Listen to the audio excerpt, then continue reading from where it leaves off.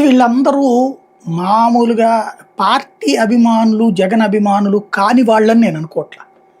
సాధారణ ప్రజలు ఎగబడి వచ్చేస్తున్నారని నేను అనుకోవట్లేదు ఈ విషయంలో. వైఎస్ఆర్ కాంగ్రెస్ పార్టీ అభిమానులే జగన్ అభిమానులే వస్తున్నారు అనుకుంటున్నా. కాకపోతే ఎలక్షన్స్ ముందు వరకు కొంత అవాయిడ్ చేశారు వీళ్ళు పార్టీని. అలాంటి వాళ్ళందరినీ ఇవాళ జగన్ వెంట వచ్చేలా చేసింది తెలుగుదేశం.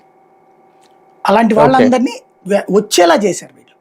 వాస్తవంగా చెప్పాలంటే జగన్ థ్యాంక్స్ చెప్పుకోవాలి చంద్రబాబుకి.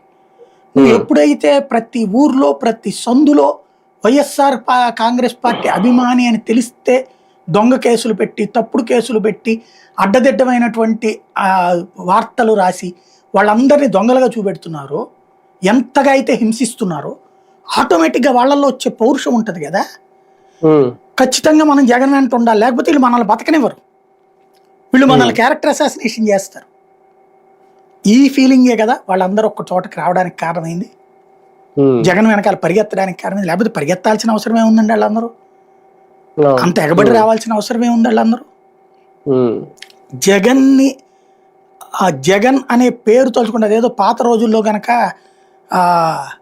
మనకి ప్రహ్లాదుడి కథ ఉంది కదా, హిరణ్యకశిపుడు శ్రీహరి అనే నామం ఉంటే వినబడితే చాలు చంపేయమంటాడు, తగలబెట్టేయమంటాడు, నరికేయమంటాడు. అలాగా ఆ లోకమంతా కూడా అరాచకం చేస్తుంటాడు. చివరికి కడుపులో ఉన్నటువంటి బిడ్డ ప్రహ్లాదుడు శ్రీహరి శ్రీహరి అని పుడతాడు అనమాట. ఆ శ్రీహరి అన్న జపం చేసినందుకు గాను అతన్ని చంపబోయినటువంటిది చూసాం కదా కదా. ఇప్పుడు